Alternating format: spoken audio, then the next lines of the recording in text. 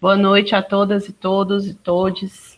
Estamos iniciando aqui mais um encontro do curso Filosofia da Praxis Global, segunda edição, terceiro módulo, com o professor Weber Lopes, que vai trabalhar conosco sobre Amilcar Cabral, um grande líder revolucionário, um pedagogo revolucionário, da Revolução, como bem diz Paulo Freire, e Weber, que estará conosco aqui para tratar da vida e obra de Amilcar Cabral, é historiador especialista em ciências pelo Centro Universitário Fundação Santo André, mestre em ciências sociais pela Unesp de Marília, doutorando em ciências humanas e sociais na Universidade Federal da ABC e professor do colegiado do curso de Serviço Social na Faculdade de Mauá.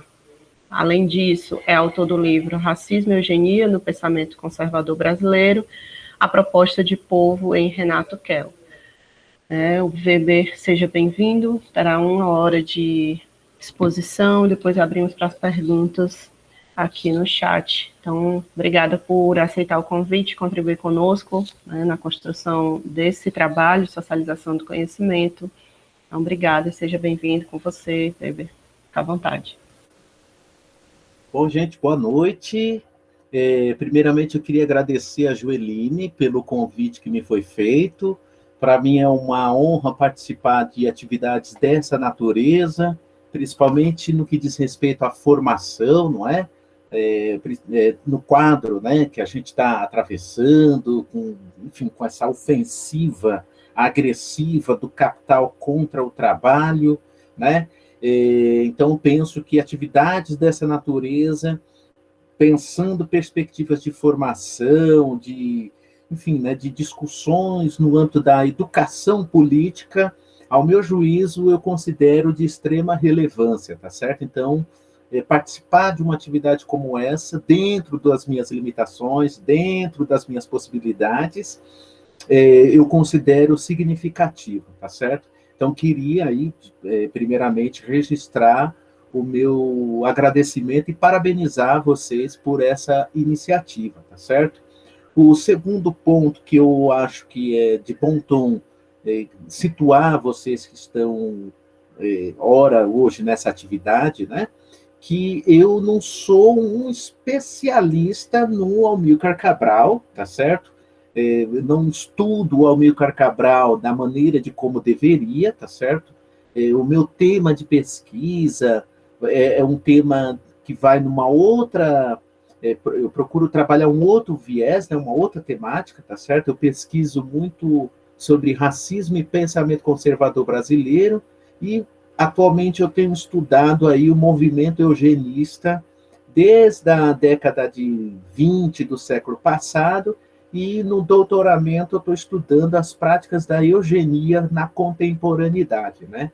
E, infelizmente, por conta da pandemia, a gente não foi só obrigado a atuar em atividades remotas, né? Mas a pandemia também nos trouxe, ou melhor dizendo, revelou a cara do que são as classes burguesas brasileiras, né? Ou seja, truculenta, antipobre, cuja população pobre é considerada como indiferente, tá certo? Então, nesse sentido, o tema que eu estudo é um pouco nesse viés, né, de pensar formas de expressão do conservadorismo e como que o racismo opera nessa constelação, tá certo?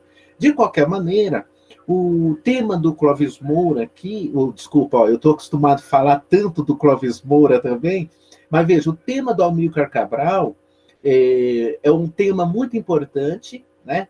Até porque parte do que eu aprendi estudando sobre o Amilcar Cabral foi no movimento negro, né? Eu venho de uma geração da década de 90, no movimento hip hop, e quando o movimento hip hop era muito mais pujante aqui em São Paulo, teve uma reverberação, né, muito forte a nível até mesmo nacional, o movimento hip hop tinha uma interlocução muito forte com o movimento negro, né? E foi a partir dessa relação do movimento hip hop com o movimento negro que eu mergulhei nesses temas de pensar Brasil, África. Aliás, tem um dado também muito importante. Antes da Lei 10.639, se falava muito em África, se falava muito em movimentos de libertação em África a partir do movimento negro, né? Então, o rap cumpriu um papel muito importante aqui em São Paulo também, porque atuou muito nas escolas, né? Discutindo identidade étnico-racial, a história da África enquanto um elemento importante para contribuir para construção da autoestima, né, da juventude, das crianças, adolescentes, etc. Bom, tudo isso que eu estou dizendo para vocês é o seguinte, porque parte do que eu vou expor aqui é o que eu aprendi, o que eu venho estudando e que eu estudei ao longo da minha trajetória enquanto educador, um militante dos movimentos sociais e também um pouco do cabedal que a gente teve que aprender no movimento hip hop, né? E, por fim, tem um dado muito importante também, estou aqui fazendo uma propaganda, vocês estão percebendo, do movimento hip-hop, né? Mas, na década de 90, quando nós, enfim, atuávamos, né, enquanto integrantes do movimento hip-hop, tinha uma coisa muito interessante que no movimento era meio que carta marcada, né? Ou seja, a pessoa, para cantar rap ou atuar no movimento, tinha que ter lido a autobiografia do Malcolm X, aquela organizada pelo Alex Haley, e também aquele livro Negras Raízes, né? Além disso, tinha que conhecer um pouco sobre lideranças negras, ícones, heróis negros que foram importantes no combate ao escravismo, né? Então tinha que saber quem foi Zumbi, quem foi a Cotirene, Benedita da Silva, era uma das ícones também no movimento hip hop. Ou seja, então, ainda insistindo que eu vou passar aqui, não foi, infelizmente, no campo universitário, mas deveu-se a atuação minha no movimento social, tá bom, gente? Então, eu já estou aqui mostrando as debilidades, né? Então, já peço para que vocês aí deem as mãos comigo e vamos caminhando junto, porque o processo também de educação é um processo contínuo, recíproco, e eu acho que, para falar de um Amílcar Cabral como um pedagogo da revolução, como dizia Paulo Freire, então eu acho que nós estamos aqui entre colegas e amigos aprendendo juntos, tá bom? Tudo bem? Você quer falar alguma coisa, Joeline? Não, né? Então vamos lá, então tá bom. Então, gente, ó, a primeira coisa que a gente tem que capturar, né, dentro desse quadro, né, dentro dessa propositura que a gente vai enfrentar hoje, que é pensar, refletir sobre as contribuições do Amílcar Cabral para, inclusive, pensar perspectivas de superação da sociabilidade que nós somos contemporâneos. Primeiro, a gente tem que considerar o seguinte, que o Amílcar Cabral é um pensador, né, foi uma figura significativa que compõe a constelação de lideranças e de intelectuais e de militantes que atuaram no interior do movimento de libertação de África, tá certo? Esse é o primeiro ponto. Segundo é que o Amílcar Cabral, ele deve ser considerado também um exemplo daquilo que o Gramsci ou os intelectuais clássicos que a gente conhece ali na quadra do século XX, ali no começo dos anos 20, 30, né? O Amílcar Cabral, ele deve ser considerado enquanto um quadro, né? O que é um quadro? Né? Um teórico, um quadro que, inclusive, talvez nesse contexto que a gente está vivendo, nos faz falta, né? Um quadro é aquele que, para além de ter uma capacidade de elaboração teórica, ele também tem a capacidade de organização e de traduzir a realidade, tá certo? No interior, para usar um termo aqui que também está ressecado, no interior das massas. Ou seja, um quadro, ele é um educador aqui no sentido de desvelar e possibilitar elementos para que, de fato, nós possamos capturar o movimento da realidade, certo? Nesse sentido, o Amílcar Cabral, ele deve ser colocado nessa constelação, de um porte de um Lenin, de um porte de um Gramsci, de um porte de uma Rosa Luxemburgo, de um porte de um Bukharin, percebe? De um porte de um Rui Newton, né? Talvez mais do que um Rui Newton, aqui não estou fazendo comparações, mas eu estou dizendo o seguinte, que o Amílcar Cabral, então, ele deve ser considerado um grande intelectual que, inclusive, despendeu parte da sua vida tendo como horizonte a emancipação humana, tá certo?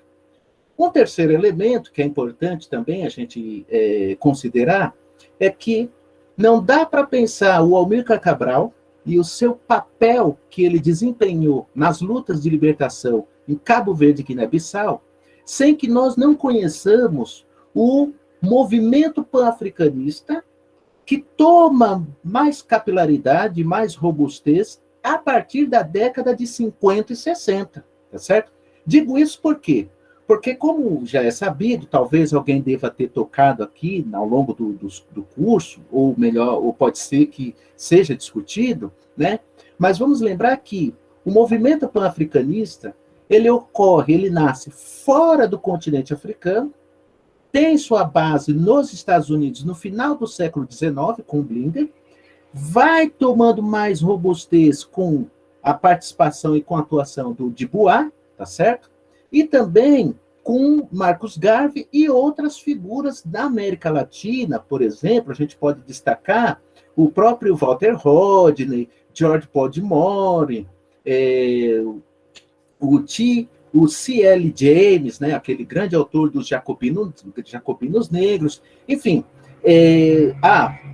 Ainda na constelação, a gente pode também considerar como importante o Aimé Césaire, e também uma outra figura muito importante, me fugiu o nome agora, mas de qualquer modo, são autores que que impulsionaram o movimento pan-africanista, que ocorre fora, vejam só, fora do continente africano, tá certo? Inclusive, depois, impulsionado por uma gama de estudantes que vão estudar no interior da Europa, né? E que, ao estudar no interior da Europa, toma contato, inclusive, com temas relacionados à condição da África, sobretudo a partir do papel que o imperialismo desempenhou no interior do continente africano, tá certo? Eu estou insistindo aqui nessa minha argumentação, nesse terceiro ponto, para dizer o seguinte, que o Amílcar Cabral, ele se insere no movimento pan-africanista, e aqui não vamos confundir pan-africanismo com movimento afrocentrado, tá bom? Depois a gente pode até discutir e refletir melhor sobre, tá certo? Mas, de qualquer modo, é importante a gente entender que o movimento pan-africanista, ele foi fundamental não só para denunciar a condição que o africano na diáspora se encontrava, né? Sobretudo a partir da colonização e depois pós-abolição da escravatura nos diversos países, mas também para denunciar o impacto do imperialismo no interior do continente africano, tá certo?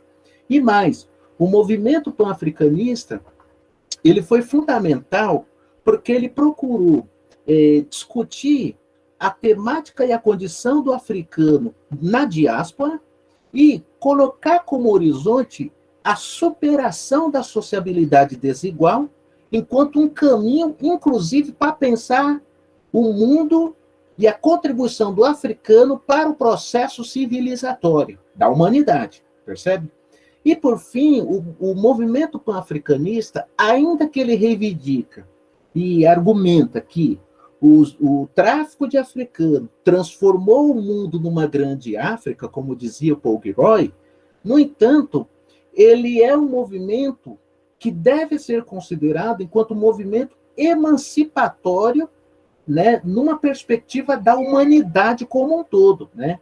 Por exemplo, se vocês mergulharem em estudos, como, por exemplo, do Senghor, do próprio Aimé Césaire, Du Bois e outros mais, vocês verão que todo o argumento perpetrado pelo movimento pan-africanista tem como horizonte pensar uma sociabilidade onde a raça, o conceito de raça, ou a raça como uma ideologia, não seja um elemento de dividir a humanidade, tá certo?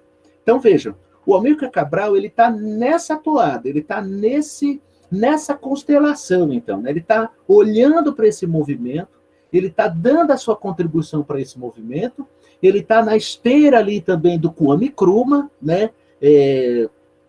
Que também foi um intelectual fundamental para pensar os movimentos de libertação em África, percebe?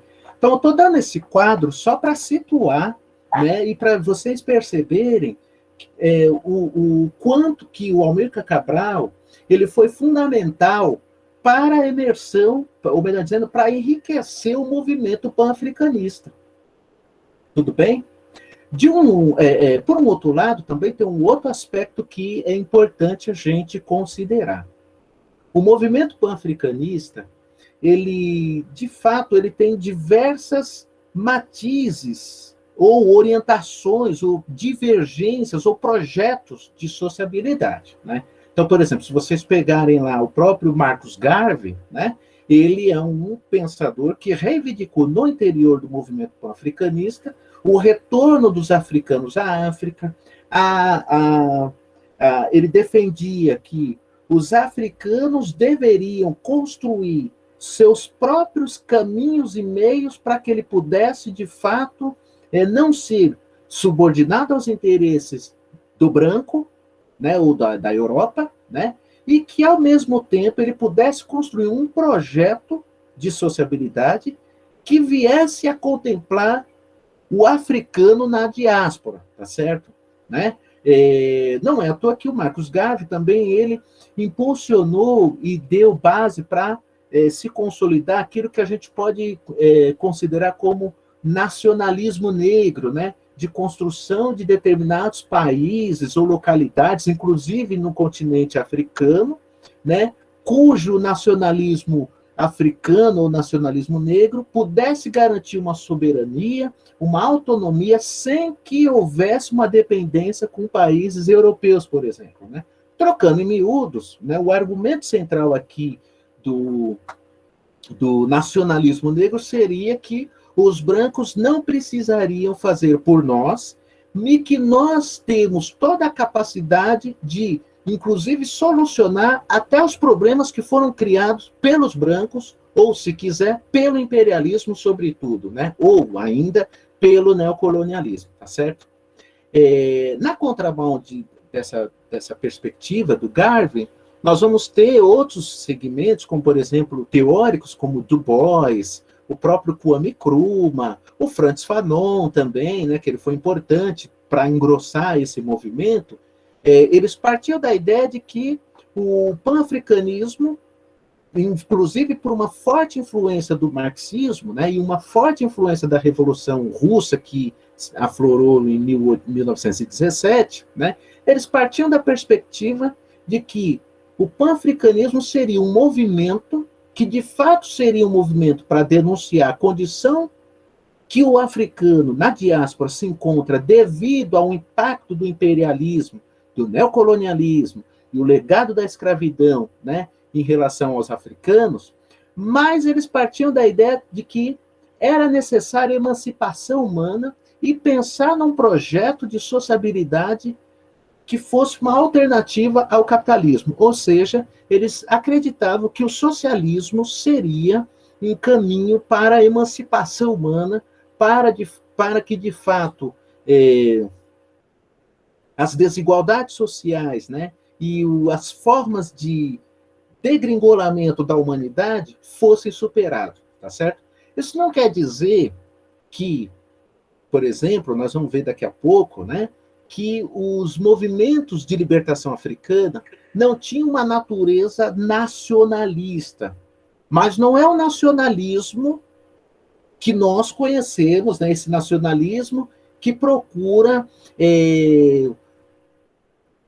exacerbar um nacionalismo numa perspectiva burguesa, né, mas seria um nacionalismo que está calcado, inclusive, numa perspectiva que o George Podmore, Walter Rodney, o próprio Frantz Fanon defendia, que era uma autodeterminação dos povos, numa perspectiva de combater o imperialismo, numa perspectiva de combater a dominação neocolonial, e que, para tanto, era necessário, então, pensar uma forma de autodeterminação para dar um salto ainda mais, que seria a emancipação humana, e aí sim, obviamente, a gente sabe que a finalidade seria o fim das nações, né, dessa separação da classe trabalhadora, que é fruto, obviamente, da modernidade, da lógica do modo de produção capitalista, tá certo? Bom, gente, feito aí esse quadro, né, para situar, então, o que é importante pensar no Amílcar Cabral, né? Primeiro, vamos lembrar que o Amílcar Cabral, ele, então, sendo colocado na liderança dos líderes, né, que pensaram a emancipação da África e a emancipação da classe trabalhadora, né, ele também teve uma simplicidade, né? Ele tinha uma sensibilidade, uma capacidade de organização da classe trabalhadora, tá certo? Vamos lembrar também que ele nasceu em 1924, né, na cidade de Conakry, na capital da Guiné, filho de Juvenal Cabral e de Iva Pinhel Évora, né? Em 1932, o Amílcar Cabral ele passa a morar com seus familiares em Santiago, em Cabo Verde, onde ele conclui seus estudos secundários. Nos anos de 1944, né, ele estuda agronomia em Portugal. Nesse país ainda ele participa das lutas antifascistas e foi responsável pela formação do Comitê da Cultura da Casa dos Estudantes do Império, né, desde 1948 e 51. E em Lisboa, além de criar o Centro de Estudos Africanos, nos anos de 1951 e 1952, junto com outros ativistas, ele consolida o PLUA, né, que foi o Partido da Luta Armada Unida dos Africanos, tá certo? Estou indo rápido, tá tudo bem? Tá dando para pegar a gente? Dá um ok aí, só para eu não ficar aqui na mesa branca. Tudo tranquilo, bebê. Tá bom, vamos embora. Que a gente que dá aula aqui, né, com essa coisa, a gente fica meio, né? Bom, de tamanha estatura, além de poeta, ele fundou o Partido Africano para a Independência de Guiné-Bissau e Cabo Verde, que é o famoso PAIGC, né? Com a perspectiva de combater a exploração portuguesa, e que, inclusive, eles denominavam os portugueses como os tugas, né? Que tiveram aí início, né, da dominação em Cabo Verde a partir aí do século XV, né?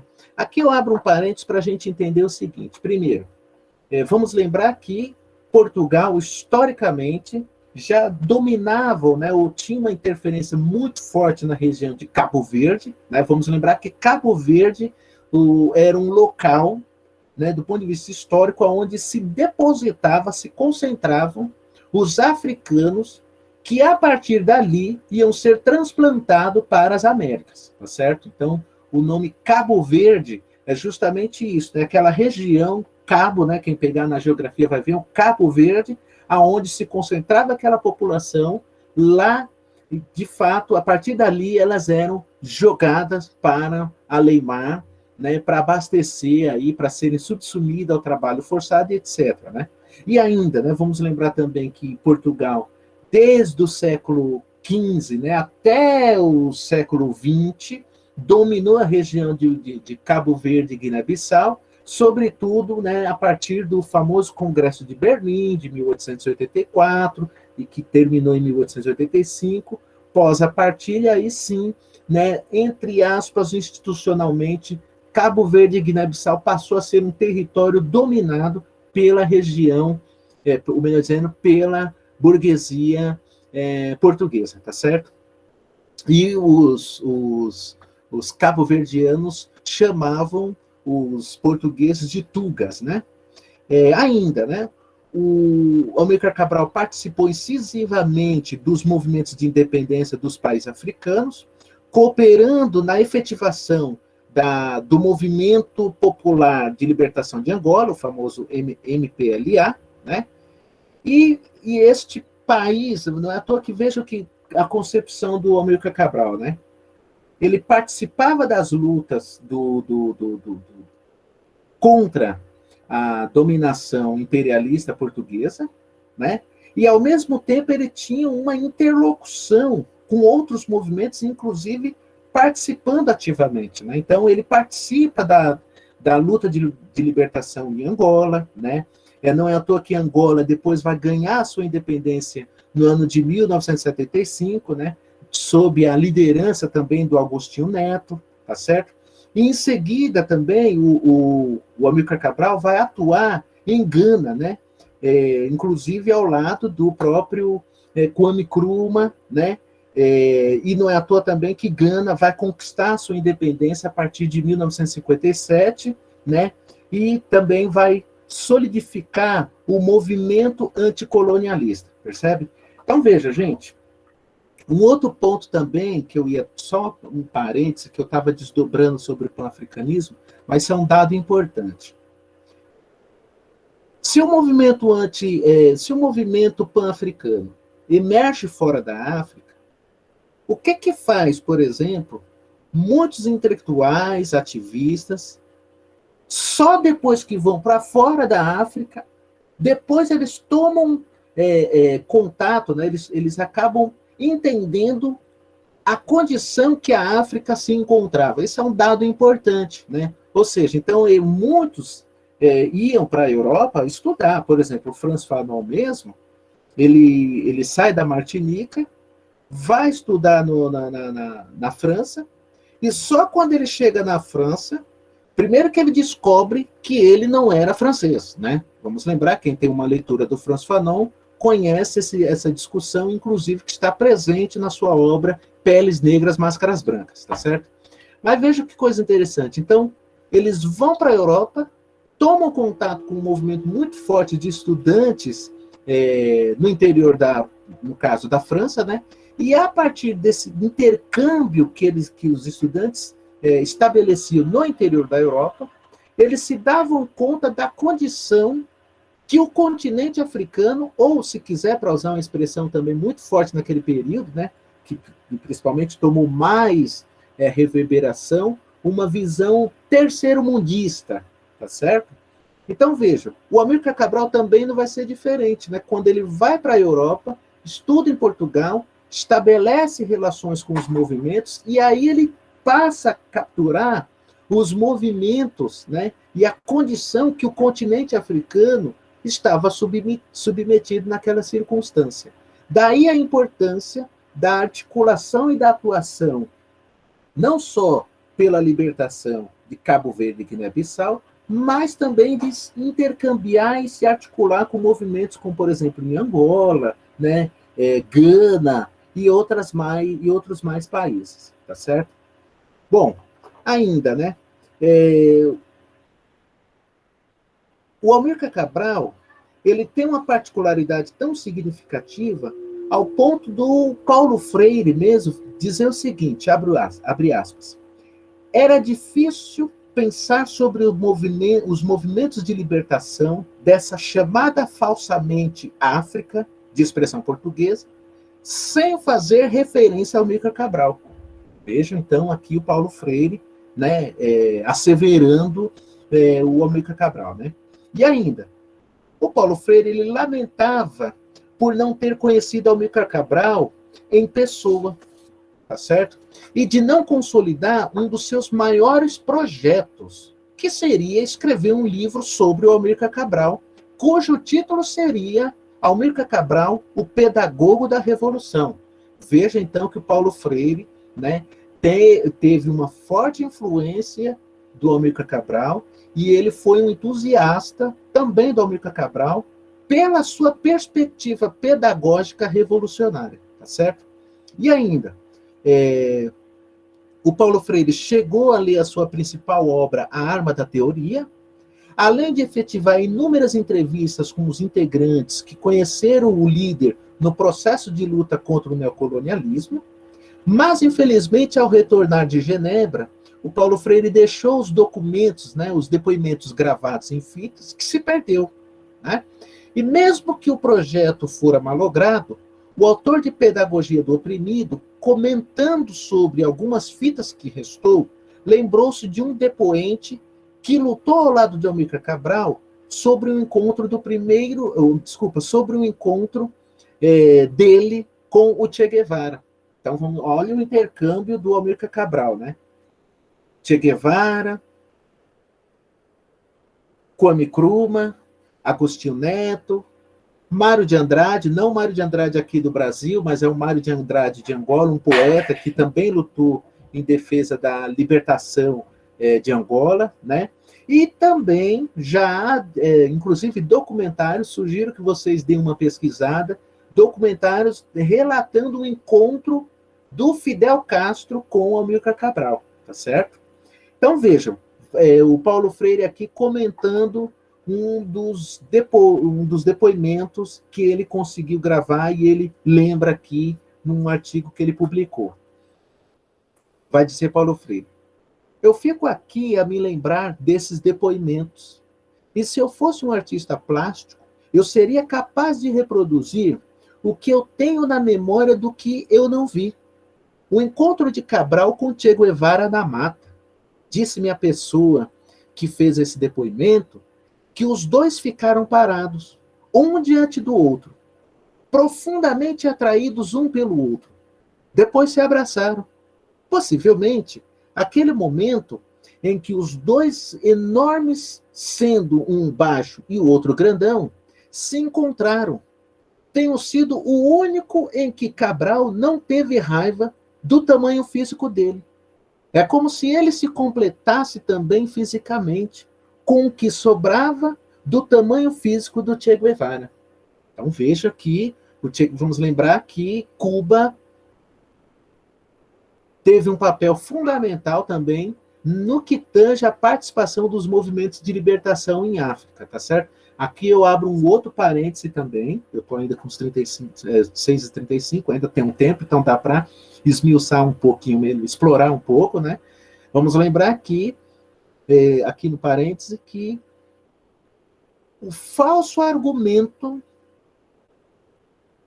que é corriqueiro, que reverbera por aí, segundo o qual o marxismo não quis enfrentar ou participar dos debates referentes à questão racial, esse é um dado que ele é falso, tá certo? Cuba, por exemplo, foi um dos países que mandou soldados para combater, inclusive o apartheid em África do Sul, tá certo? A China, depois da Revolução Cultural, né, do Mao Tse-tung, também mandou uma gama teve um papel fundamental nos movimentos de libertação em África, tá certo? Não estou aqui dizendo se Cuba foi ou não socialista, ou se China é ou não, não é o debate. A questão é que no momento em que explode as revoltas e as lutas e as revoluções, né, desde o Vietnã, passando pela China, né, Rússia e outros países mais ali da Europa Oriental, uma gama de contribuições em intercâmbio, inclusive para combater o neocolonialismo em África, né, os movimentos socialistas foram fundamentais, tá certo? Além disso, vamos lembrar que o Lênin foi um autor que preparou uma tese intitulada Tese sobre a Questão Negra e defendeu, inclusive, foi discutido na Terceira Internacional, onde a tese sobre a questão negra preconizava, primeiro, denunciava o impacto da escravização e o tráfico de africano, não só para a consolidação do modo de produção capitalista, mas também para as mazelas que o capitalismo empreendeu, sobretudo no processo de acumulação primitiva do capital, para com os africanos, tá certo? Esse é o primeiro ponto. Segundo, que na Terceira Internacional foi discutido e defendido que os movimentos socialistas deveriam apoiar os movimentos de libertação, inclusive no continente africano, tá certo? Um outro elemento também vale a pena a gente lembrar que o Ho Chi Minh foi o primeiro a fazer uma analogia, uma comparação entre o nazismo e o Ku Klux Klan, tá certo? Isso também não é de de menor importância, né? E, por fim, o Lênin também, num dos seus livros interessantíssimos, chamado Desenvolvimento do Capitalismo nos Estados Unidos, ele vai ser também um dos autores que vai denunciar a condição e o papel dos Estados Unidos para com os afro-americanos, tá certo? Inclusive nas degolas que os afro-americanos foram subordinados no pós-Guerra de Secessão, e aí sim com o surgimento da Ku Klux Klan e etc, etc, tá bom? Isso aqui é um parênteses só para a gente entender o seguinte, que o Amílcar Cabral, então, o intercâmbio dele foi fundamental, sobretudo, com os movimentos de perspectiva socialista. Quer queiramos ou não, mas esse é um dado, tá bom? Então, prossigamos aí, tudo bem? Então, Paulo Freire, ele considerava esses homens as maiores expressões do século XX, em virtude da tamanha sensibilidade, por conhecerem a população e pela adesão do povo em razão da maneira de como eles atuavam frente à classe trabalhadora, tá certo? Daqui a pouco vai ficar mais visível esses argumentos, né? Então, ó, a fim de conhecer a propositura do nosso líder, o Amílcar Cabral, se faz necessário compreender, pelo menos nesse momento, como se concebia, como que o Amílcar Cabral refletia o papel da resistência no sentido mais amplo do termo, tá certo? Vamos lembrar o seguinte, ó, o Amílcar Cabral, por isso que eu o classifico enquanto um quadro da classe trabalhadora em pró-emancipação humana, né? Ao mesmo tempo que ele atuava junto à classe trabalhadora, às massas, né, com o povo, eu não gosto de fazer muita distinção, né, de atuar com o povo, etc., mas a bem da verdade é que ele atuava junto, né, ele não estava separado, né, da população, né, da classe trabalhadora, tá certo? Então, ele, ao mesmo tempo que ele estava atuando, ele também estava escrevendo e produzindo teoricamente, tá certo? Não é à toa que tem um livro do Amílcar Cabral chamado Apontamentos sobre Cultura, né? E é muito interessante, deixa eu só confirmar aqui o título mesmo, Análises de alguns tipos de resistência, esse é o título, né? Onde o Amílcar Cabral vai mergulhar em temas sensíveis, importantes e fundamentais para se refletir formas de atuação na vida cotidiana, tá certo? Então vamos pensar aqui, por exemplo, o tema da resistência, né? Então o que era resistir para o Amílcar Cabral, né? Para o Amílcar Cabral, resistir significava se defender do ataque do explorador e não abrir mão da força. A resistência está articulada entre 4 aspectos: resistência política, resistência econômica, resistência cultural e resistência armada. Então veja aqui a importância dele, né? Vamos mais. Para o Amílcar Cabral, a resistência política dos nativos da Guiné e do Cabo Verde teve seu início desde o momento em que os tugas, isto é, os portugueses, os subsumiram ao trabalho forçado. Ao contrário da história oficial, que vincula os africanos como passivos, salientava Amílcar Cabral que a resistência política é um fator natural. Ele dizia, abre aspas, que toda força que exerce sobre uma coisa qualquer dá lugar a uma resistência. Quer dizer, uma força contrária. E a força contrária da força colonialista e imperialista é o movimento de libertação nacional. Então, veja, gente, resistir é isso, né? É quando você constrói meios e formas de combate àquilo que te assola, tá certo? E nesse sentido, então, ele nos convida a refletir o papel histórico do africano, tá certo? Né? No sentido de demonstrar, ao contrário da história oficial, que o africano foi passivo, né, que de fato aceitou o processo de dominação, de escravização e da violência perpetrada pelo colonialismo, etc, etc. O Amílcar Cabral, então, ele traz outro aspecto, né?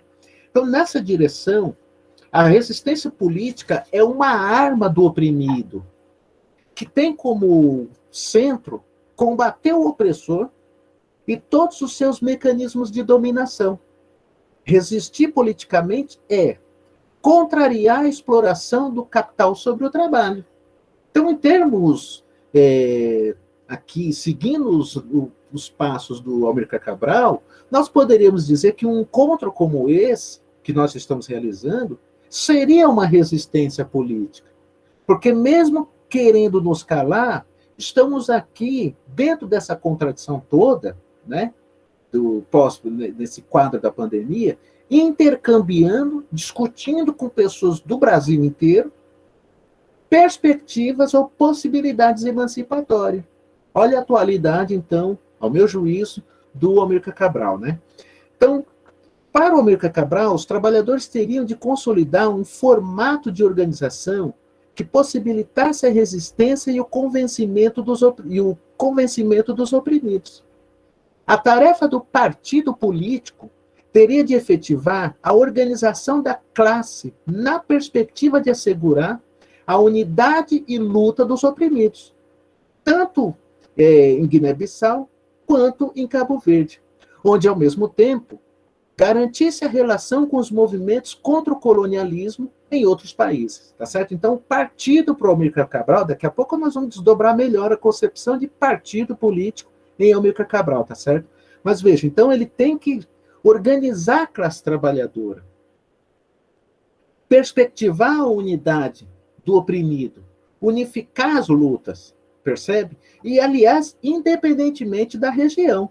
Não é à toa que há alguns documentários que eu pesquisei, onde eles vão dizer o seguinte, que o Amílcar Cabral foi um teórico que lutou pela libertação de 2 países. Vejam só o reconhecimento, né? Na verdade, a desenvoltura do Amílcar Cabral, né? Continuemos, ó. A resistência política se traduz enquanto um meio de estabelecer contato junto aos povos submetidos às colônias portuguesas. E dizia o Amílcar Cabral, nós somos um só, lutemos juntos, porque o inimigo é um só. Então, nessa direção, a resistência política teria de ser, e concomitantemente, deveria ter uma articulação com os demais movimentos de libertação. Daí a importância do partido político. Então, vejam, o Amílcar Cabral ele está nos convidando para refletir o seguinte, quanto mais a gente aderir às pautas e lutas que se afloram, mais possibilidade nós temos de engrossar a luta pela emancipação humana. Veja que qual que está sendo o meu esforço aqui. Eu estou tentando recuperar o Amílcar Cabral, trazer os seus elementos, as suas contribuições, para pensar elementos de como a gente pode atuar na nossa contemporaneidade, né? Eu não gosto muito de fazer exegese de autor descolado da realidade, tá bom? Então, esse é o esforço aqui que eu estou me inclinando, tá bom? E ainda, ó, tendo como escopo o modelo de partido de Lênin, Amílcar Cabral salientava que o partido deveria cumprir a função primordial na articulação e organização. Concebia o partido enquanto um organismo da classe, a fim de potencializar a luta frente ao Estado, expondo seus limites, cuja saída para a emancipação humana estaria na sua destruição. Então, ó, partido para o Amílcar Cabral é organizar, percebe? Potencializar a luta, combater o Estado, reconhecer os limites do Estado e perspectivar a sua destruição do Estado. Tá certo? Então, esse é um ponto importante aqui que a gente tem que considerar,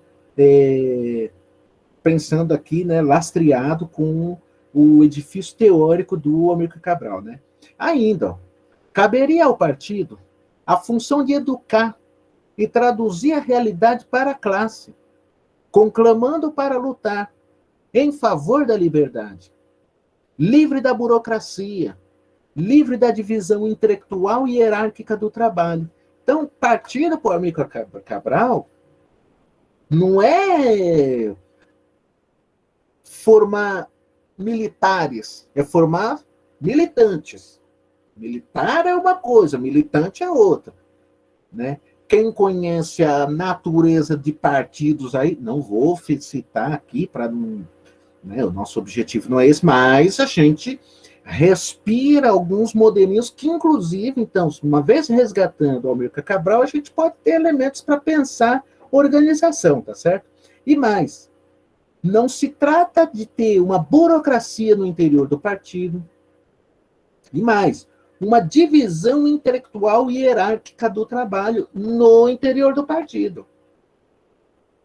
Por exemplo, hoje em dia tem gente que atua, não estou aqui, não é tribunal de Nuremberg, não é isso, só estou aqui trazendo elementos que o Amílcar Cabral está nos convidando a refletir.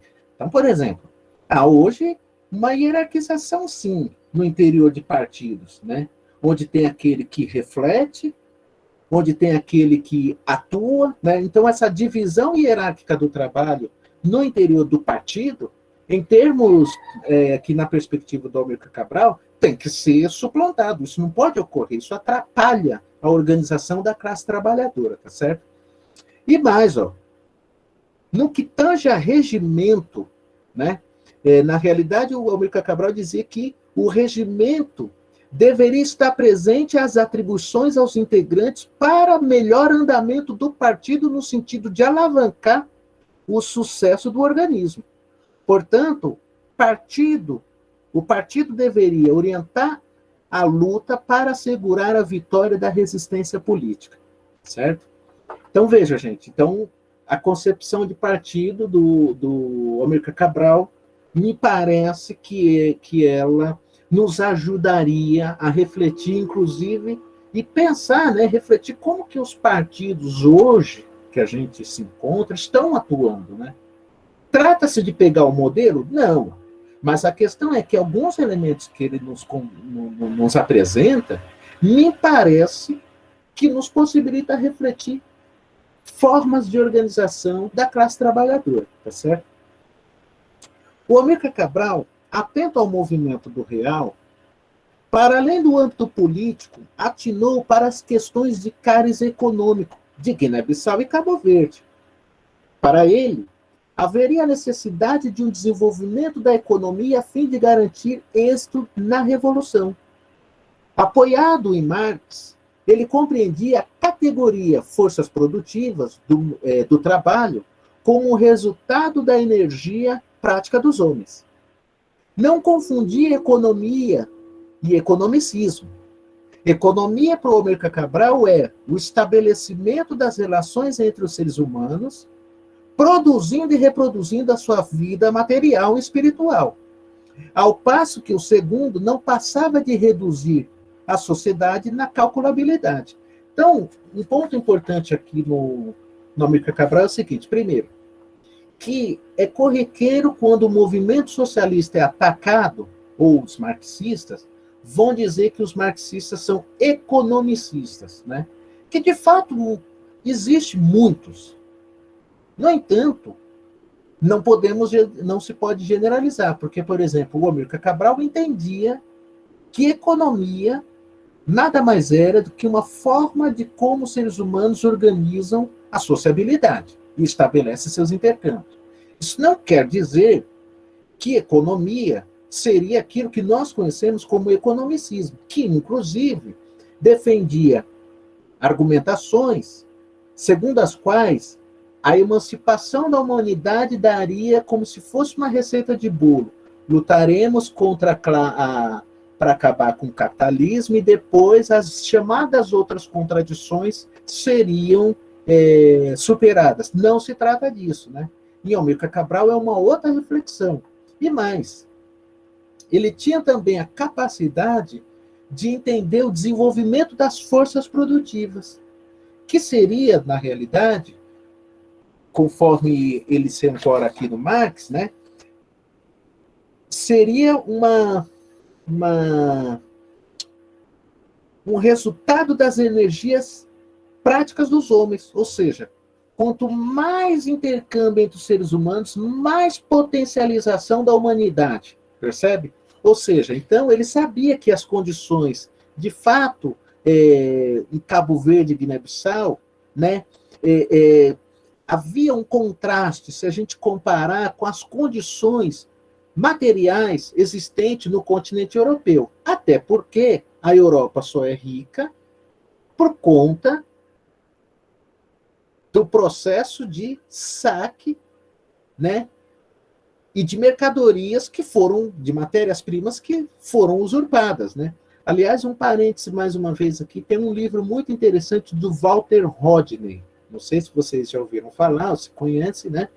Que chama-se Como a Europa Subdesenvolveu a África. É um livro muito importante, onde o Walter Rodney argumenta que o subdesenvolvimento do continente africano se deu a partir do processo neocolonial e de usurpação da riqueza que no continente africano havia, tá certo? Então é um bom trabalho, é uma pesquisa muito importante, sugiro que vocês pesquisem, se alguém conhece aqui, depois vocês podem socializar aí com os colegas, tá certo?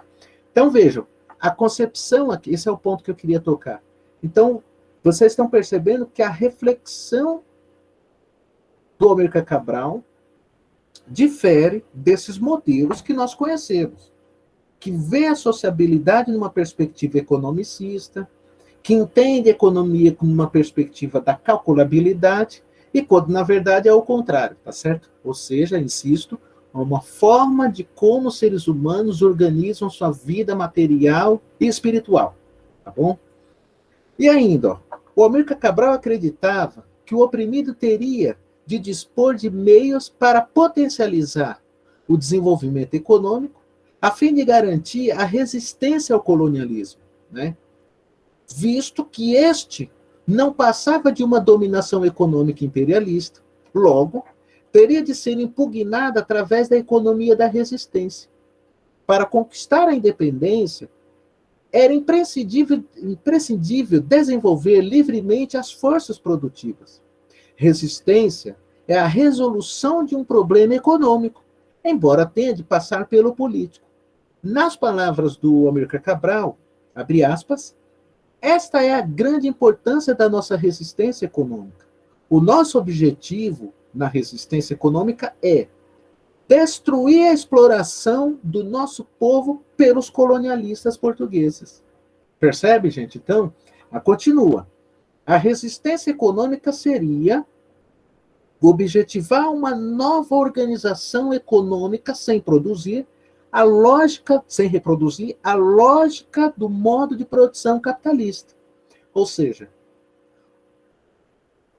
mostrar que é possível uma organização societária cujo valor de troca não sobreponha o valor de uso.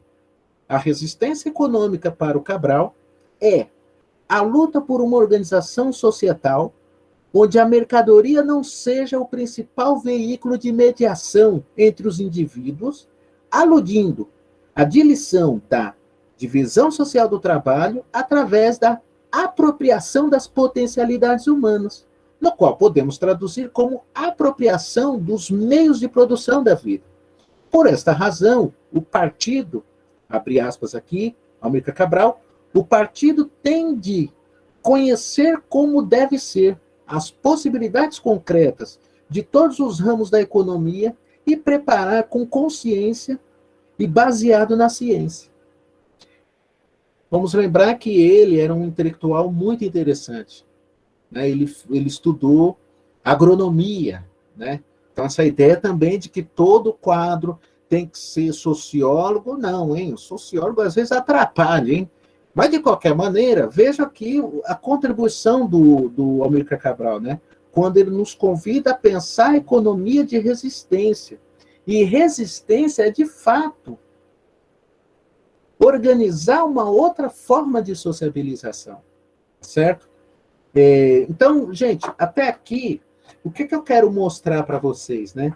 A capacidade, de fato, que o Amílcar Cabral teve de capturar o movimento da realidade, né? Há momentos interessantíssimos, por exemplo, vocês pegarem um livro dele, A Arma da Teoria, né?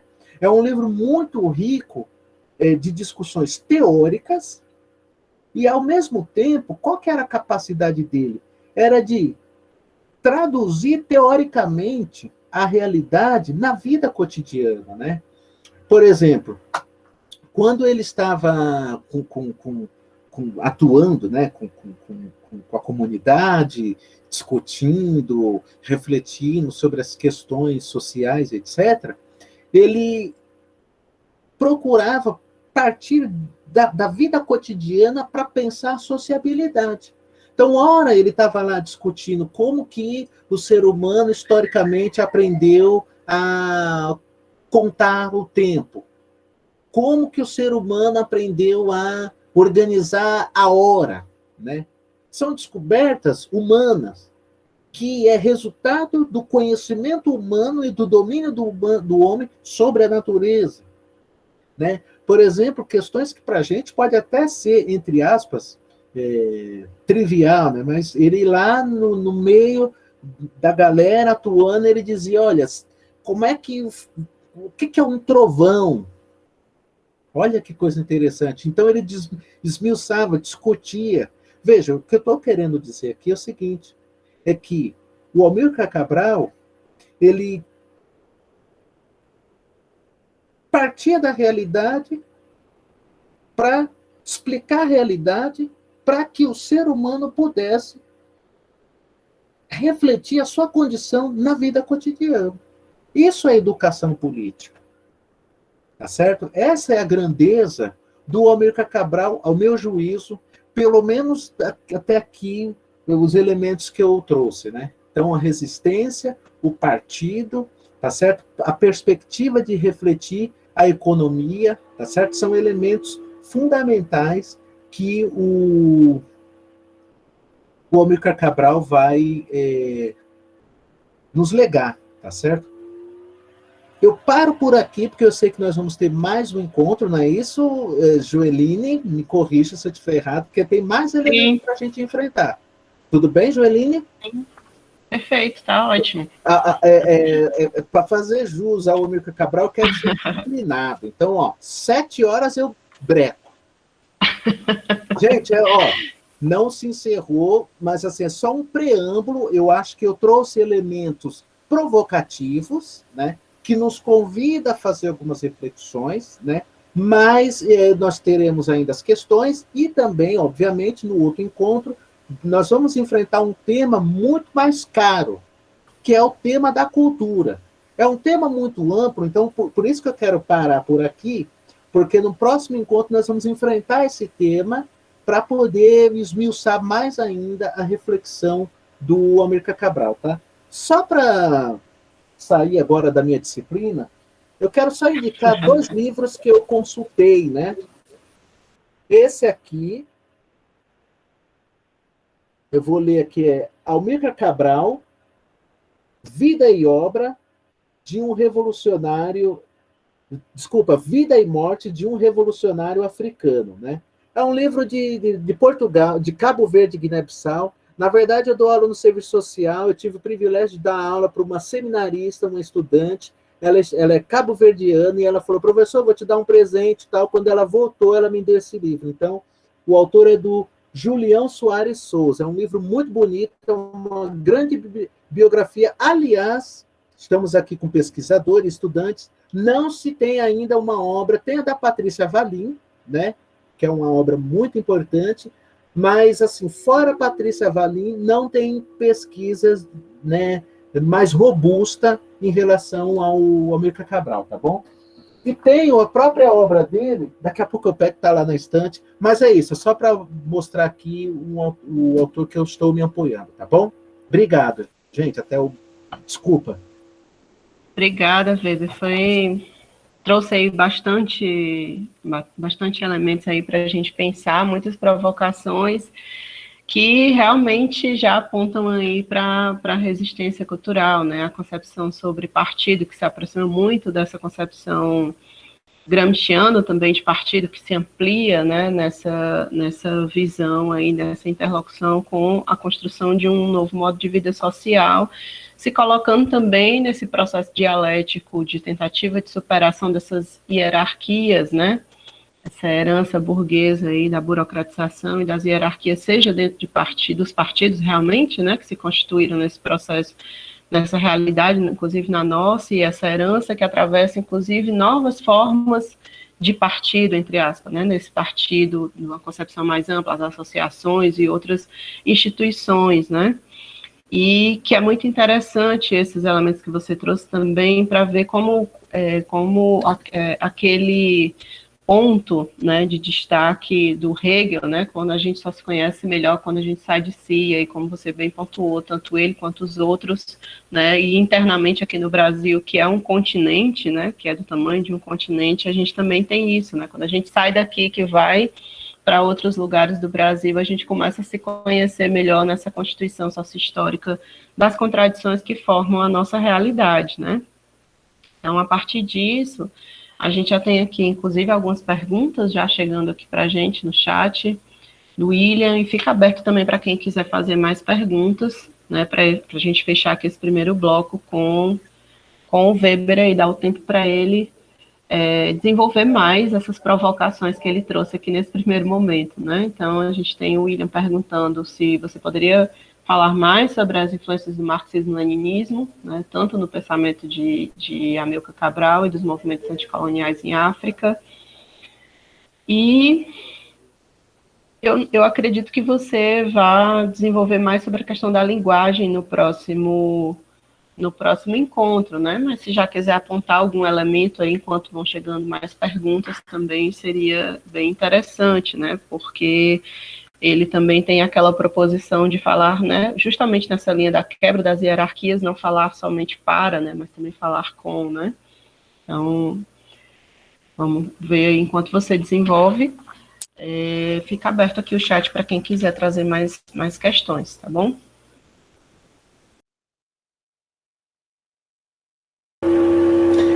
Então, ó, vamos começar pela questão do William, né? Sobre a influência do marxismo-leninismo no pensamento do Amilcar Cabral e dos movimentos anticoloniais em África. Bom, a primeira coisa que a gente tem que refletir, depois eu posso até, não é ostentação não, mas eu publiquei 2 artigos na revista, uma na revista Ponto e Vírgula, que é a revista da PUC de São Paulo, e numa revista Lutas Sociais, também da PUC de São Paulo, sobre a relação a influência da Revolução Russa no seio do movimento negro norte-americano e também a influência da Revolução Russa no Brasil, né? Então, da Revolução Russa no seio do movimento negro brasileiro, tá certo? São 2 textos importantes, depois eu posso até garimpar e jogar o link para vocês, mas por que eu estou apontando isso? Primeiro, que os grandes intelectuais que atuaram no movimento pan-africanista, a maioria deles eram socialistas, tá certo? A maioria. Desde o Webb Du Bois, né, passando os Panteras Negras tiveram uma influência muito forte também do marxismo, né? Porque o marxismo, na realidade, qual que é o ponto central aqui para a gente poder pensar? Primeiro, a influência do marxismo no interior dos movimentos de libertação não é algo externo. O que eu quero chamar a atenção aqui? Né? Senão a gente vai criar uma visão um pouco paternalista do marxismo com o movimento negro ou com o movimento pan-africanista. Não é isso, né? A questão que está colocada aqui é a seguinte, aqui, na realidade, ao mesmo tempo que nós tínhamos, por exemplo, um Lenin discutindo perspectivas da Revolução Russa, por exemplo, atuando junto aos partidos, formulando teoricamente, escrevendo, como por exemplo, o que fazer, Estado e a Revolução e etc., nós também tínhamos intelectuais discutindo a sua realidade, fazendo crítica ao capitalismo. Por exemplo, nos Estados Unidos, nós vamos ter o Webb Du Bois, né, que era um grande intelectual, que inclusive ele nasceu no final do século XIX. Ele escreveu um livro muito importante chamado A Reconstrução Americana, importantíssimo esse texto, né? E mais, o Webb Du Bois, ele acompanhou toda a trajetória do movimento pan-africanista até o final da década de 50 do século passado, tá certo? Não é à toa que ele esteve na Rússia quando teve a Revolução, pelo menos no primeiro momento, e ele disse que se esta forma de organização societária seria a melhor maneira para a humanidade, então eu sou socialista, tá certo? Eu estou dizendo aqui o seguinte, lógico, depois a gente pode até discutir a NEP, o stalinismo, mais para frente perestroika, glasnost, não é essa a discussão. A questão aqui é a seguinte, é que havia, enquanto alternativa ao modo de produção capitalista, a perspectiva do socialismo. Então, por exemplo, se o Du Bois está lá discutindo perspectiva africana, vamos lembrar também que depois da Revolução Russa, em 1919, os Estados Unidos enfrentou um dos piores verões, que foi o movimento Harley. O movimento Harley foi muito importante, né? Não é à toa que o sindicalismo norte-americano, de natureza, né, organizado por afro-americanos, né, o Harley também, que tem um caldo cultural riquíssimo, teve uma influência muito forte de marxistas afro-americanos. Vamos lembrar que onde foi que o Fidel se hospedou quando ele esteve nos Estados Unidos na Conferência da ONU, né?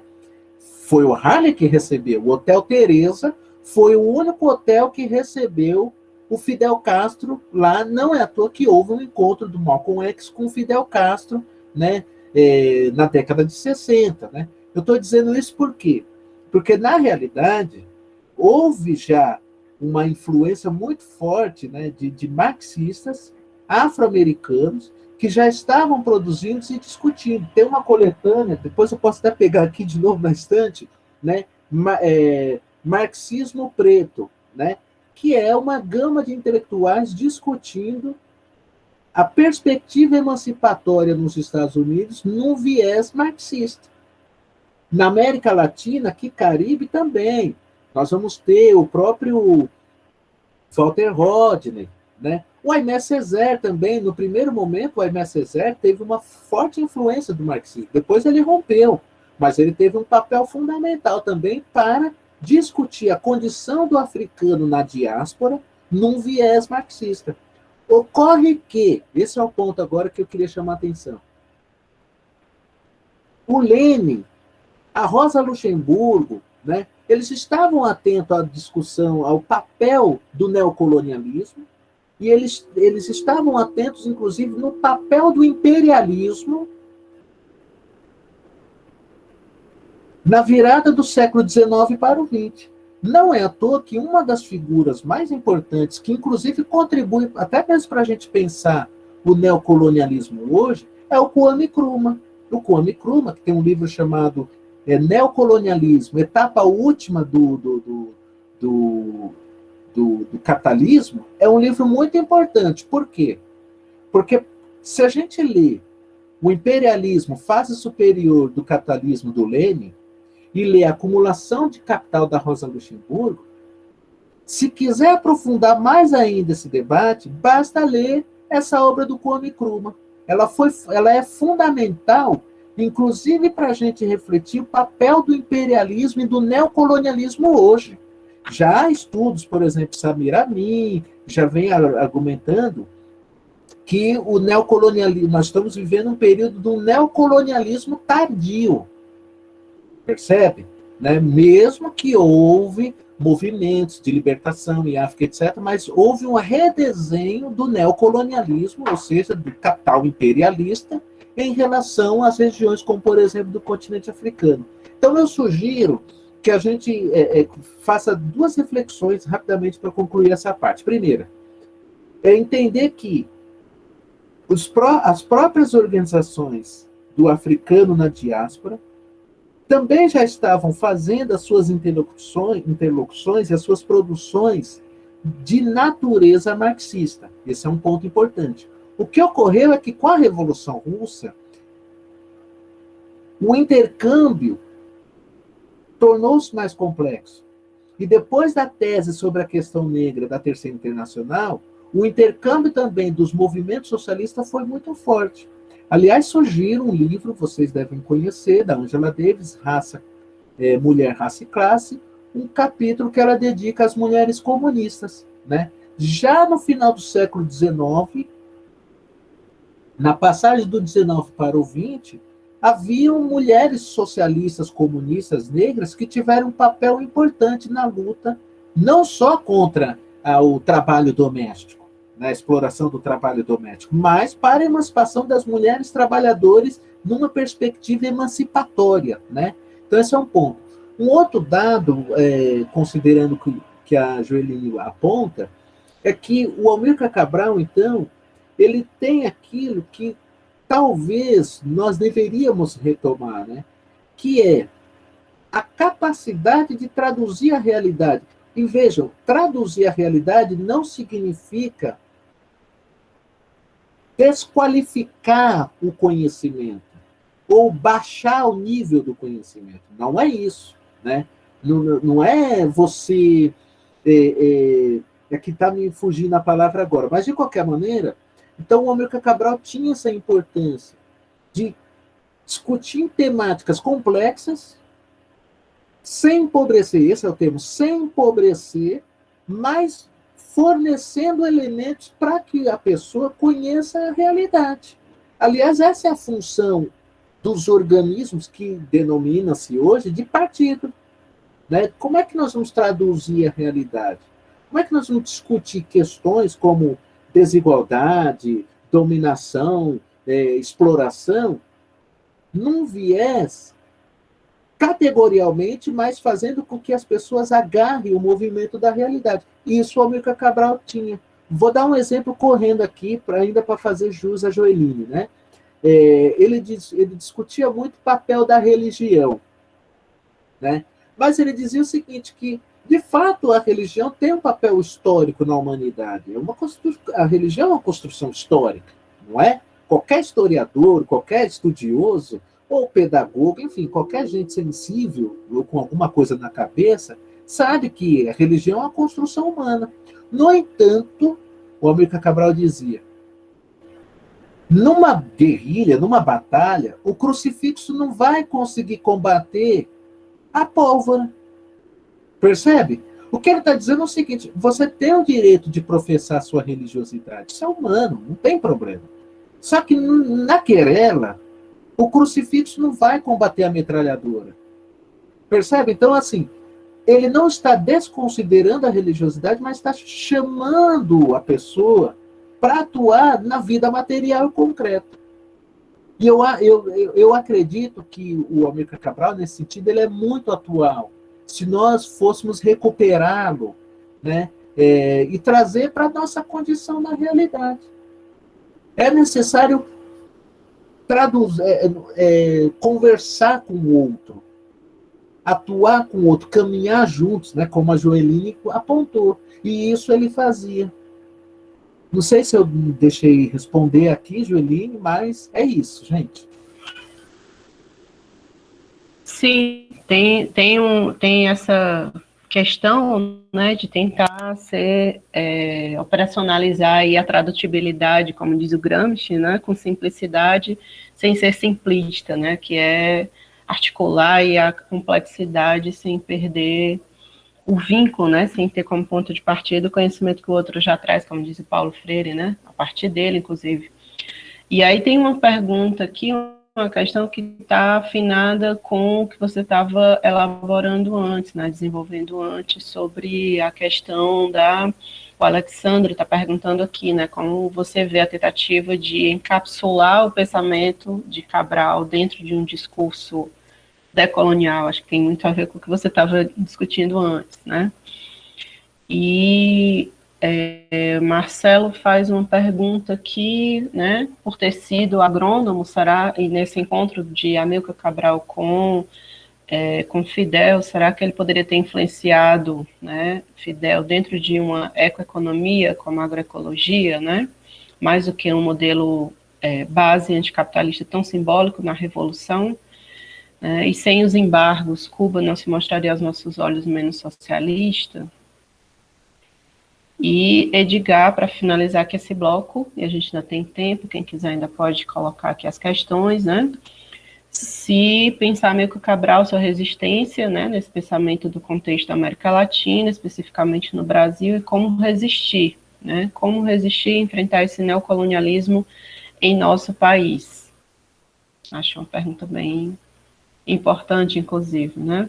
Então, a gente fica com essas por enquanto, mas continua aberto aqui o chat para a gente continuar a conversa aqui com o Weber, aproveitar e dar um pouquinho dele hoje.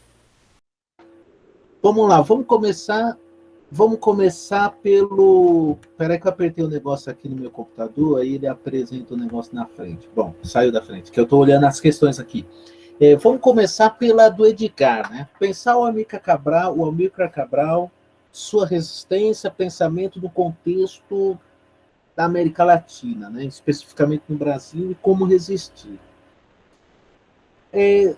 Eu acho que o desafio nosso, talvez não seja redundante, mas assim, às vezes a gente está tão órfão, não é órfão, né? Mas essa ofensiva do capital no mundo, mas vamos pensar Brasil, né? Que se inicia ali na década de 80, atravessa 90, e hoje, né, século XXI, com esse desmantelamento, né, enfim, esse redesenho da ofensiva do capital contra o trabalho, ele fez com que nós despertássemos uma sensação de que estamos órfãos. Esse é o primeiro ponto. O segundo aqui é o seguinte, é que nós estamos vivendo numa condição, num momento muito distinto de outras circunstâncias, né? Para melhorar aqui a minha argumentação, eu comecei falando aqui com vocês que eu atuei muito no movimento hip hop na década de 90, certo? Vejam, na década de 90 foi um dos momentos também, eu recuperando, né? E aqui na nostalgia, mas foi um dos momentos que eu achei significativo hoje, né? Para a minha formação. Participei de marchas do MST pela reforma agrária, Comitê de Libertação dos Zapatistas, libertação do Múmia Abu Jamal, tratados contra o NAFTA, que foi uma discussão pesada que os movimentos enfrentou. A Joeline deve ter acompanhado, né? O papel do Fernando Henrique Cardoso para desmantelar, ou melhor dizendo, para a privatização do patrimônio público que o Brasil, né? Vale do Rio Doce, Telefônica, né? a Telesp, etc, etc. Enfim, o que eu estou querendo dizer? O desmonte dos movimentos foi tão feroz que a geração que está nascendo hoje, entre aspas, não tem referências dessas de lutas que a gente acompanhou. E, ao mesmo tempo, também, aparecem alguns intelectuais e teóricos com argumentos, ou difundindo argumentos, dando a impressão que eles estão descobrindo agora. Por exemplo, há um autor que está todo mundo lendo hoje, o Achille Mbembe, né? O famoso Necropolítica, lá o conceito. Mas quem estudar um pouco do Amilcar Cabral, Jorge Podmore, Franz Fanon e etc., o que ele está trazendo não é nada de novo. A única diferença é que ele cumpre um papel para combater o marxismo, Segundo, que ele tem cumprido o papel, inclusive, para defender a impossibilidade de superação de uma sociedade de classes. Vamos lembrar, quem lê com atenção os trabalhos dele, não há alternativa no Achim Baby. O que ele faz é o seguinte, é partir da ideia de que o neoliberalismo, que inclusive é um conceito que atrapalha a gente, às vezes, de entender a realidade social, que o neoliberalismo está matando pessoas. Mas o neocolonialismo, o Amílcar Cabral já denunciou, o Frantz Fanon já demonstrou o papel da França em relação ao domínio e ao dilaceramento dos povos argelinos. Kwame Nkrumah tem um livro dele chamado A Luta de Classes na África. É só recuperar. Então, a questão aqui é o seguinte, é que nós temos um papel, talvez nós estamos no momento de retomar os clássicos, para que a gente, na verdade, entenda que eles não estão ultrapassados. Esse é um desafio nosso. E a academia, ela tem cumprido um papel também de produzir falsificações. É uma usina também do falso, a universidade. Né? Exceto aqueles professores que resistem, procuram pautar. Óbvio, né? Aí sofre mesmo, né? Enfim, perseguição, boicotes, a gente sabe disso, né? Mas, de qualquer maneira, o que eu estou querendo trazer aqui é o seguinte, resgatar o Amílcar Cabral é importante, por quê? Porque ele é um teórico, um pensador, que acreditava, na esteira do Marx, que a raiz do homem é o próprio homem. Ou seja, a raiz para se combater as desigualdades e pensar numa outra sociabilidade é ir na raiz. E a raiz é o capital, enquanto uma forma de dominação que se apropria do trabalho morto por meio da exploração do trabalho. E o racismo e outras formas de exploração cumprem uma função, tem cumprido essa função. Então, me parece que um curso como esse, eu vi a programação, vocês estão resgatando intelectuais e pensadores que são fundamentais, que não morreram. Pelo contrário, procuram sepultar eles, né? Essas novas correntes, como, por exemplo, eu não trabalho com o conceito decolonial, pós-colonial, por exemplo, eu não parto da perspectiva de que o Amílcar Cabral é um pós-colonial ou decolonial, eu não trabalho nesse viés, né? Eu acho que esses conceitos eles são até legais, dá uma sensação de que há algo novo, mas me parece que eu ainda tenho como escopo, né, como bula, esses teóricos. Né? Aliás, isso é até novo, essa tentativa de impor no Amílcar Cabral perspectivas decoloniais. Né? Com Frantz Fanon também já está se fazendo isso. Né? Já há correntes dizendo que ele é um proto-pós-colonial, etc. Na verdade, não. O que eles eram?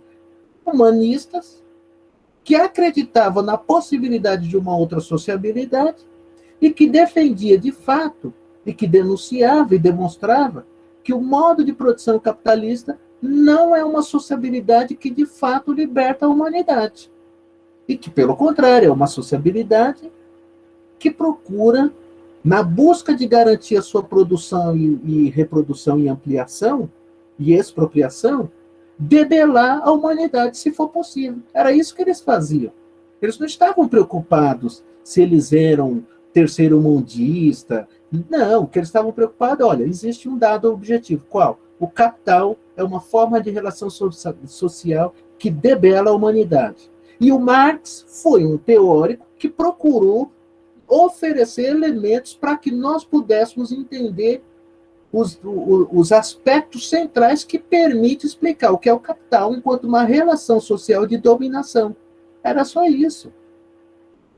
Então, eu não sei se eu respondo para o Edgar, eu parto do pressuposto, Edgar, que talvez nós deveríamos retomar esses clássicos, né, como Amílcar Cabral, Frantz Fanon e outros mais. Né?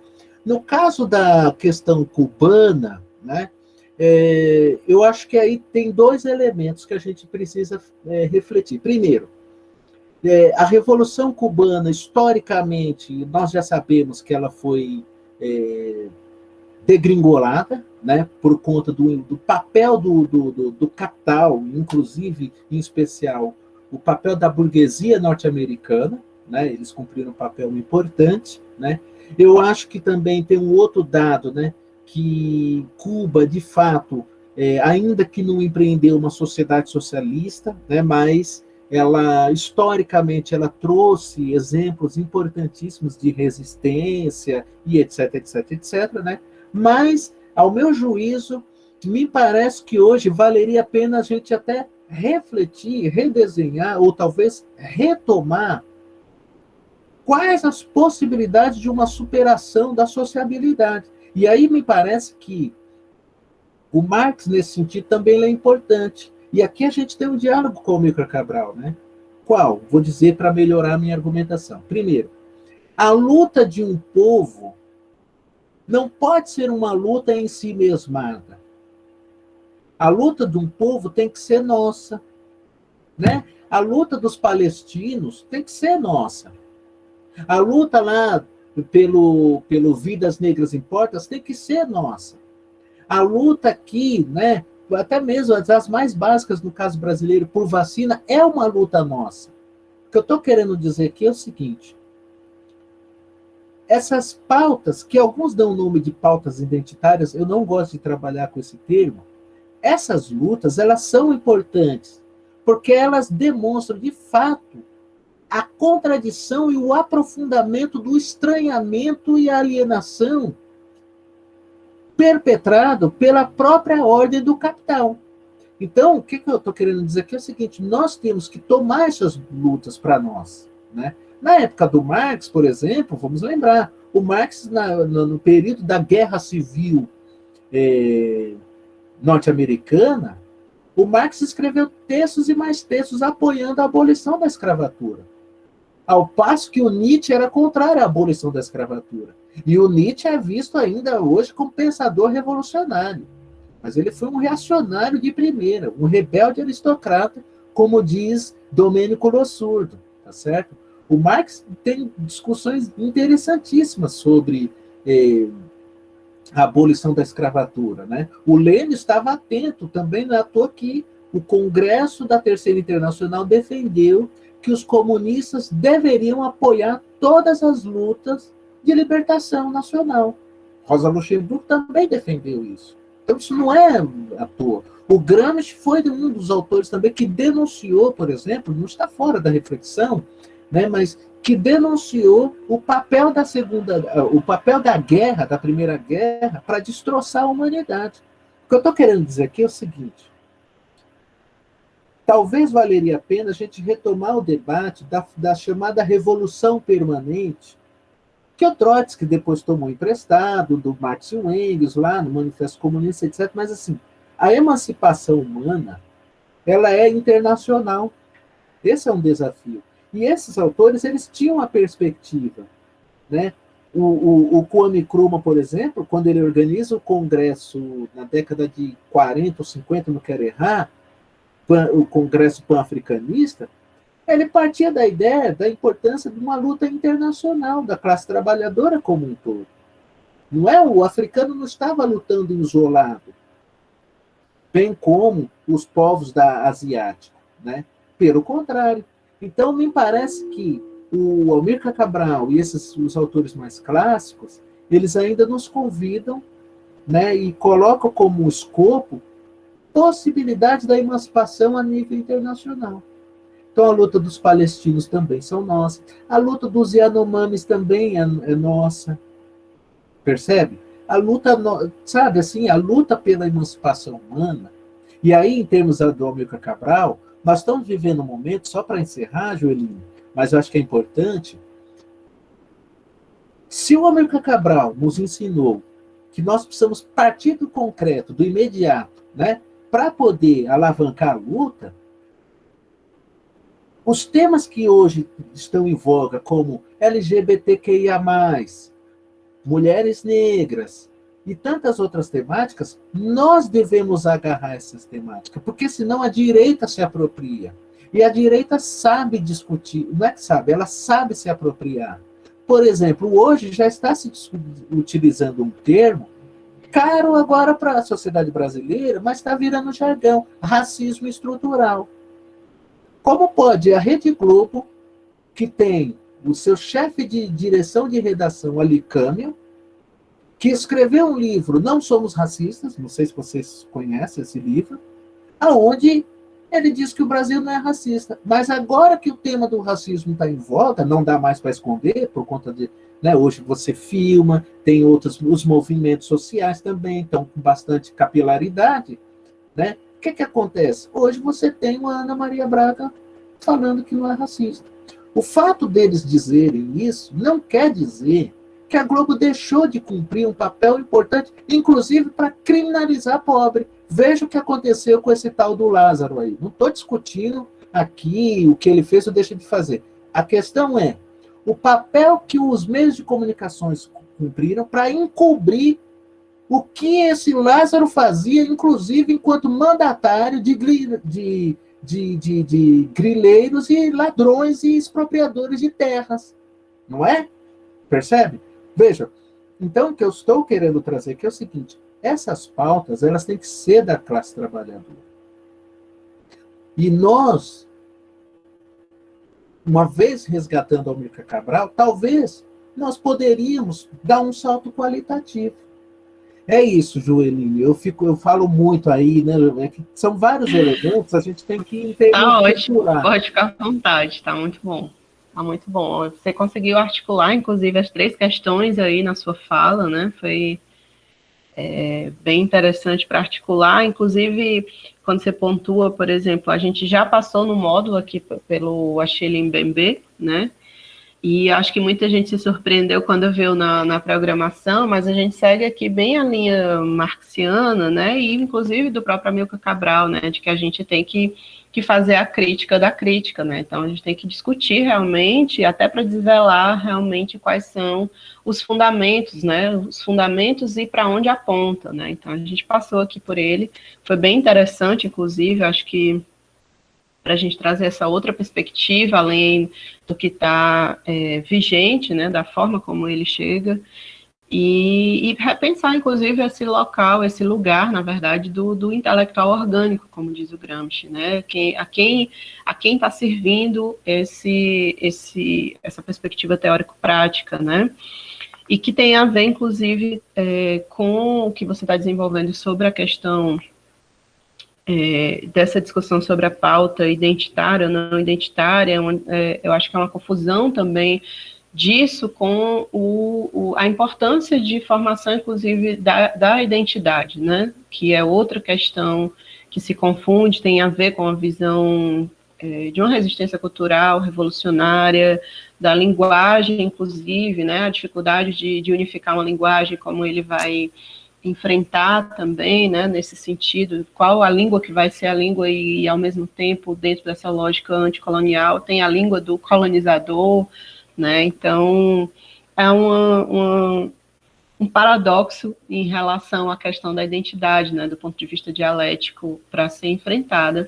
E aí, nesse sentido, a gente já tem até uma pergunta aqui do William Marcos, né, sobre se você poderia falar um pouco sobre a crítica que o Amilcar Cabral faz ao luso-tropicalismo, né, e qual a atualidade dessa crítica no momento atual.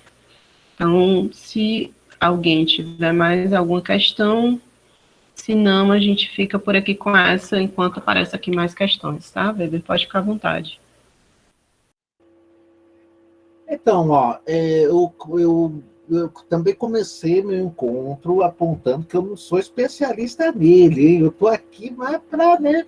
Agora, assim, na realidade, o que eu consigo capturar no Amilcar Cabral, a partir do que eu li dele, do que eu conheço do Amilcar Cabral, e aí, talvez, no momento em que, no próximo encontro, nós vamos discutir a questão mais do âmbito da resistência cultural, eu acho que a gente vai também ter elementos para trabalhar, né? Mas o que eu posso afirmar em relação a ele ao debate do luso-tropicalismo é o seguinte: primeiro, é que o Amilcar Cabral, ele, na esteira de todos os pan-africanistas e os intelectuais que atuaram no movimento pan-africanista, eles tinham um aspecto muito importantíssimo que eu considero significativo. Qual? É que eles procuraram desconstruir uma visão ideológica e política de uma mitologização e mistificação da África. Tá certo? Esse é um ponto importante, né? Por exemplo, vendeu-se a ideia, desde do início da colonização, de que os europeus colonizadores tinham o papel de civilizar o continente africano, certo? Vamos lembrar disso. Ainda, lá na quadra do século XVIII, com os iluministas, vendeu-se a ideia de que os iluministas, que os europeus, pelo fato de estarem num patamar de civilidade superior aos povos não brancos, caberia aos europeus levar a civilização para os povos não europeus.